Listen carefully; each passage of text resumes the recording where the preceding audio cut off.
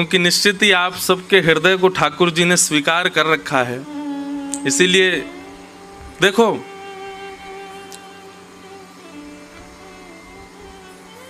निद्रा भी उसी को सताती है जो प्रेम जिसने ना किया हो। प्रेमी व्यक्ति जब हो जाता है ना, तो संसार में जो आवश्यक होते हैं, जैसे निद्रा हो गया, आहार हो गया और व्यवहार हो गया, प्रेमी व्यक्ति इन सब चीजों में चूक जाता है। वो निद्रा भी पूरी नहीं कर पाएगा, आहार भी अच्छे से नहीं कर पाएगा, व्यवहार नहीं समझ पाएगा, अपने कर्मों में भी कहीं ना कहीं विचलित ही रहेगा। तो प्रेम के जो अधिकारी होते हैं ना, उनकी निद्रा उड़ जाती है। एक प्रसंग याद आता है कि गीता वाटिका गोरखपुर में पूज्य श्री राधा बाबा महाराज विराजते थे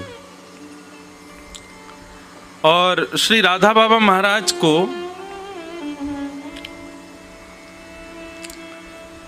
हमारे वृंदावन के एक रास लीला में श्री कृष्ण का रूप धारण करके लीला मंचन करने वाले श्री घनश्याम ठाकुर जी, ठाकुर जी बनते थे मुकुट पहन करके और पीतांबरी पहन के रास लीला में कृष्ण बनते थे। पर उनका चित्तवृत्ति ऐसी, एक तो राधा बाबा को उनमें साक्षात ठाकुर जी दिख गए और ठाकुर जी श्री घनश्याम ठाकुर जी को राधा बाबा में ही सर्वस्व अपने गुरु का दर्शन हो गया।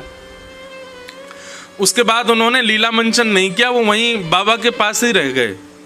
कथा प्रसंग बड़ा है, पर एक बात हम बता रहे हैं। तो घनश्याम ठाकुर जी कभी कभी लीला सुनाया करते थे ब्रज की, और श्री राधा बाबा महाराज बैठ के सुनते थे। स्थिति ऐसी हो गई श्री राधा बाबा महाराज की सुनते सुनते कि बस जब अति हो जाती ना, तब सत्संग रोक करके तब कुछ प्रसाद पाने जाते, नहीं तो सत्संग में ही लगे रहते।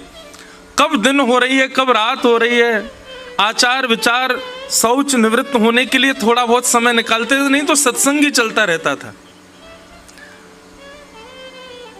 सामान्य संसार में ऐसा होता है कि हर दिन आपका सुख कम होता है, पर सत्संग में ऐसा होता है कि हर क्षण आपका सुख बढ़ता है, आपका आनंद बढ़ता है। लीला सुनते सुनते स्थिति हो गई कि अब दोनों रात में सोते भी नहीं है। घनश्याम ठाकुर जी कथा सुनाते हैं और राधा बाबा महाराज बैठ के सुनते हैं। एक दिन, 2 दिन, 3 दिन, 4 दिन, अनेक दिन बीत गए, दोनों सोए ही नहीं। बस सुबह सुबह आरती पूजा का जब समय होता तब संकेत मिल जाता, तो बस उस समय स्नान आदि के लिए जाते थे और आकर के फिर अपना पूजा आदि से निवृत्त हो फिर सत्संग में बैठ जाते थे। एक दिन श्री राधा बाबा महाराज प्रसाद पा रहे थे, घनश्याम ठाकुर जी भी साथ में बैठ के पा रहे थे। तो प्रसाद पाने के बाद में जब हाथ धोने के लिए और कुल्ला आदि करने के लिए बाबा जैसी बाहर गए, तो ठाकुर जी के मन में भाव आया, जिस समय बढ़िया ने कमर सीधी कर लूँ अपनी, 5 दिन है गए सोए ही नहीं। तो बगल में कुटिया थी उनकी, तो तुरंत गए और जाकर के बस थोड़ी देर के लिए बस लेटे ही थे कि उनको गंभीर गहरी निद्रा आ गई, सो गए।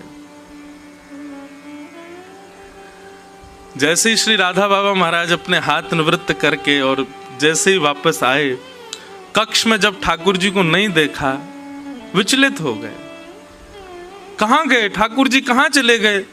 अरे ठाकुर जी आप कहां हो? अब सामान्य संसार का व्यक्ति हो ना, तो इतना कोई संग लगा रहे तो वो व्यक्ति विचलित हो जाएगा, अरे मुझे सोने ही नहीं देते, मुझे बैठने ही नहीं देते। लेकिन ये सत्संग की बात है, ये भक्तों की बात है, यहां पर वो संसार वाला भाव नहीं आता है। श्री राधा बाबा महाराज तुरंत घनश्याम ठाकुर जी कुटिया में गए, तो जाकर के देखा गहरी निद्रा में पड़े हैं, सोए हैं। नेत्र सजल हो गए श्री राधा बाबा महाराज के। उनको कृष्ण रूप में देखा है रास मंच पर, और कृष्ण ही मान करके अपने साथ रखते हैं।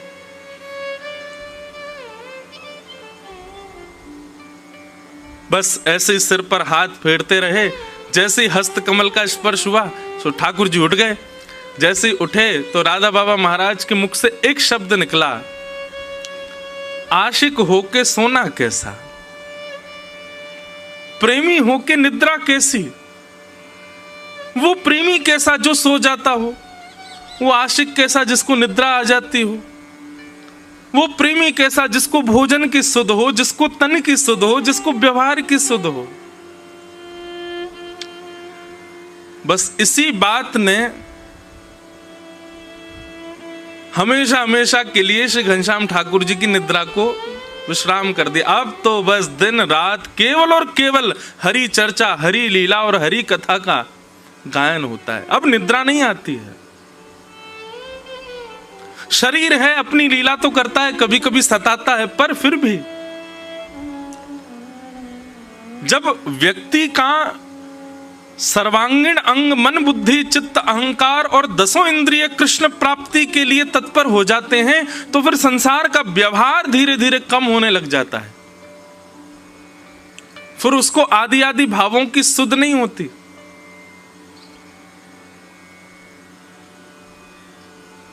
तो इस अकिंचन कथा को हमने इस भाव से रखा था कि इसमें केवल वही आएंगे, भीड़ नहीं आएगी, इसमें वही आएंगे जो अधिकारी होंगे, जो सुबह उठ सकें, जो सुबह नहा सकें, जो सुबह भाग के आ सकें।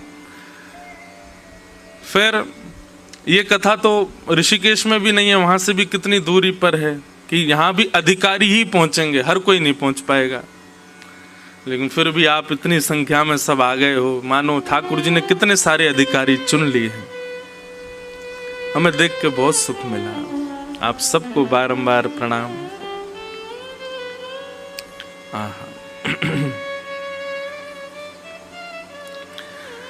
प्रिया प्रियतम की मधुर लीलाएं वृंदावन में चलती हैं और उन मधुर लीलाओं में हर ऋतु ठाकुर जी की सेवा में आती है। सखियों को सुख देने के लिए, सहचरियों को सुख देने के लिए सबसे सुंदर जो ऋतु है वो ये वर्षा ऋतु है। ठाकुर जी मधुर विहार करते हैं, हिंडोला झूलते हैं।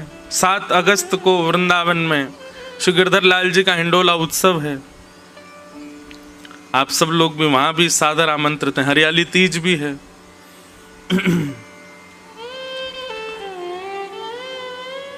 हवा नहीं चलती है सावन के महीने में, इसलिए ठाकुर जी झूला झूलते हैं। और झूला झूलते हैं तो आगे पीछे जब होते हैं तो हवा होती तो है, चलती नहीं है, तो वो शीतल हवा जो है वो स्पर्श करते हैं, ठाकुर जी को सुख मिलता है, इसलिए ठाकुर जी झूला झूलते हैं।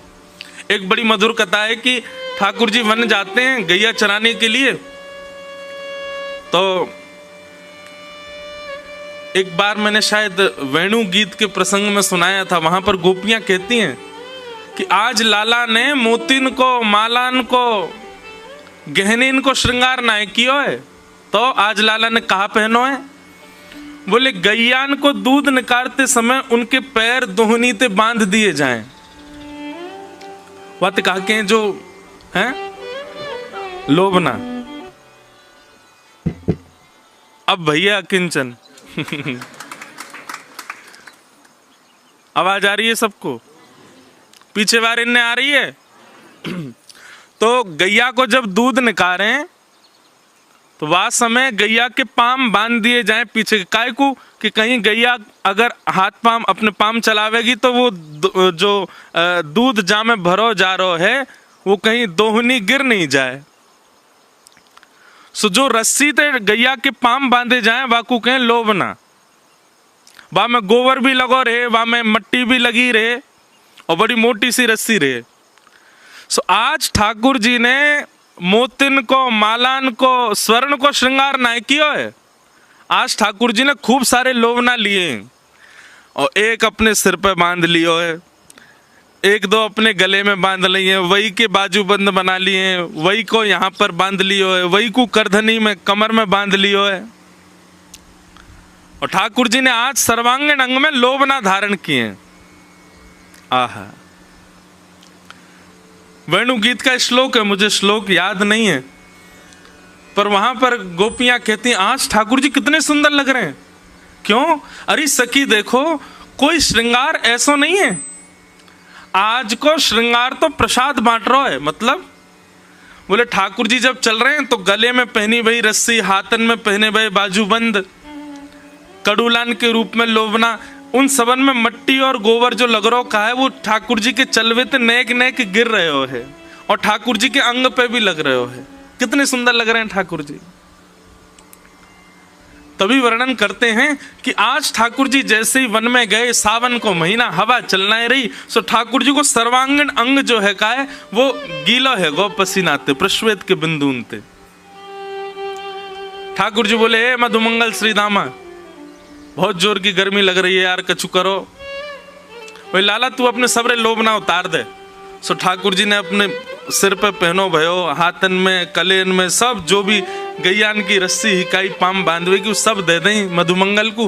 तो मधुमंगल ने एक ते एक दूसरी गुर्र गांठ बांध करके और पेड़ पे एक रस्सी डाली और नीचे गुर्र गांठ बांध के एक तरफ ते एक पैर ते ठाकुर जी चढ़ गए, दूसरी तरफ ते मधुमंगल चढ़ गए और यहाँ श्रीदामा आदि सब सखा व रस्सी को पकड़ करके दोनों को झोटा दे रहे हैं, झुला रहे हैं।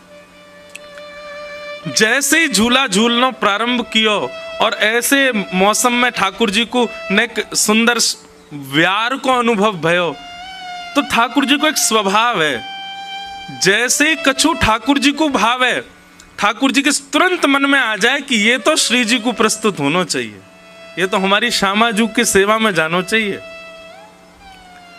झूला झूलते झूलते ठाकुर जी बोले मधुमंगल तेरे संग आनंद ना आ रहा, तू उतर जा और सुन। श्यामाजू को निमंत्रण दिया, उनको बुलाएला, देख कितना सुंदर आनंद आ रहा है। मधुमंगल बोला हम्मेदारी के झूला बनायो हमने, सब करो हमने और झुलावे को श्यामाजू को। अरे तो को बाद में झुला लूंगा, तू उनको बुलाएला। आहा राधे झूलन पधारो, घेर आए बदरा, घेर आए बदरा, घेर आए बदरा, घेर आए बदरा, घेर आए बदरा, श्यामा झूलन पधारो, घेर आए बदरा। किशोरी जी अपनी सब सखीन के संग आई हैं। जैसे ही ललता विशाखा ने आकर के देखी, कोरी रस्सी पड़ी है बस। क्या करोगे लाला? बोले यहाँ पे श्यामाजू को बैठाओ, उनको झूला झुलाएंगे। अरे तुम्हें नेक शर्म नहीं आई है? इतनी निष्ठुर रस्सी पे हमारी कोमल सी किशोरी जी को बैठाओगे? श्रम है जाएगा लाडली जी को। किशोरी जी के श्रम को भाव सुनते ही सबन में होड़ लगी है महाराज, सब जा रहे हैं और ढूंढ ढूंढ के सामग्री ऐसी ला रहे हैं कि वह झूला को इतनो सुगम बना दें, इतनो सुंदर बना दें कि हमारी श्यामाजू को श्रम नहीं हो। कहीं ते लता लेके आए, कहीं ते ऐसी बेल लेके आए, कहीं ते सुंदर सुंदर पुष्प लेके आए और सब सखी सहचरीन ने सुंदर झूला तैयार किया और वहां पर सुंदर एक पाटो बिछा करके और किशोरी जी को बैठाया हुआ है और किशोरी जी को बैठा करके श्री ठाकुर जी झुला रहे हैं। बड़े सुंदर सुंदर पद हैं हिंडोला के, सुनाएंगे अभी 7 तारीख को तो सुनाएंगे ही वृंदावन में, यहाँ पे भी बीच बीच में लेंगे भाव। ठाकुर जी झुलाते झुलाते जैसे ही वेग नेक तेज होवे झूला को, सोई उछल करके बैठ जाएं किशोरी जी के बगल में और दोनों मधुर हिंडोला झूल रहे हैं। तो जब सखीन के समीप जावे हिंडोला तो वास्तव में तो सखीन को मन रूपी मयूर नृत्य करे, क्योंकि संयोग है रहे हो है। लेकिन जैसे हिंडोला पीछे को जावे, वियोग में व्याकुल है जाएं, तो वियोग और संयोग दोनों को ये मिश्रण ये एक ही जगह संभव है, एक ही लीला में संभव है और वो है हमारे श्रावण के हिंडोलान की लीला। ऐसे संयोग वियोगात्मक लीला ठाकुर जी संपादित कर रहे हैं झूला झूल करके। एक जगह तो पद है झूला झूलत चतुर्भुज नाथ। अब मन में भाव आवे कि चतुर्भुज ठाकुर जी झूला कब से झूलन लगे, शंख चक्र गदा पद्मधारी ठाकुर जी झूला झूल रहे हैं, तब वहाँ को भाव आवे चतुर्भुजनाथ, मतलब दो भुजा किशोरी जी की हैं, दो भुजा ठाकुर जी की हैं। एक दूसरे पे कमर लगा के बैठे, मतलब ठाकुर जी पल्लंकु मुंह करके, किशोरी जी इतकु मुंह करके, यहाँ तक किशोरी जी ने पकड़ रखो है और पीछे से ठाकुर जी ने, और दोनों की कमर आपस में मिल रही है, पीठ आपस में जुड़ रही है और सब सखी झुला रही है। बड़ा सुंदर ये श्रावण को महीना है, हमारे लाल जी और किशोरी जी खूब सुख पावे।